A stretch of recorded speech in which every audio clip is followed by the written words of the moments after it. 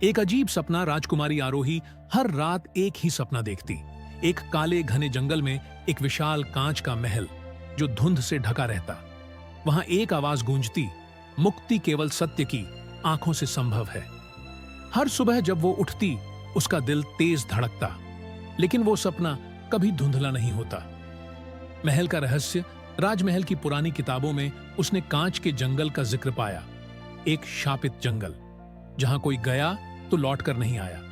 कहा जाता है वहां समय रुक जाता है और आत्माएं भटकती रहती हैं। राजा ने उसे उस जंगल के पास जाने से मना किया, लेकिन आरोही रुकने वाली नहीं थी। जंगल की पहली सीढ़ी एक रात वह गुपचुप महल से निकली। तलवार और पुरानी जादुई किताब लेकर वो निकल पड़ी उस रहस्यमयी सफर पर। जैसे ही वो कांच के जंगल में पहुंची, सब कुछ थम गया। न हवा, न आवाज। पेड़ कांच के बने थे और हर तरफ उसका चेहरा ही दिखता था, लेकिन उनमें से एक चेहरा अचानक मुस्कुराया। भटकती आत्माएं। जंगल में उसे एक अजीब लड़का मिला। वो कहता है कि वो भी एक राजकुमार था जो 100 साल पहले इस जंगल में फंस गया था। उसका नाम था विराट। वो जंगल के रहस्यों को जानता था, लेकिन उसकी याददाश्त अधूरी थी। उन्होंने मिलकर जंगल की भूल भुलैया पार की, लेकिन एक दरवाजा ऐसा मिला जिस पर लिखा था, केवल वो अंदर जा सकता है जिसने अपने सच का सामना किया हो।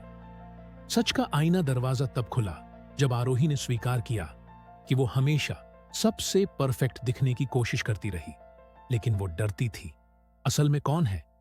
जैसे ही उसने सच कहा, दरवाजा खुला और जंगल हिलने लगा।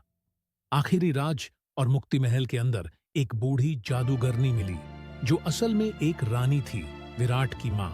उसने बताया कि जंगल पर शाप इसलिए पड़ा क्योंकि किसी ने खुद को झूठ में छुपा लिया। आरोही और विराट ने मिलकर जादू को तोड़ा और जंगल की आत्माओं को मुक्ति मिली।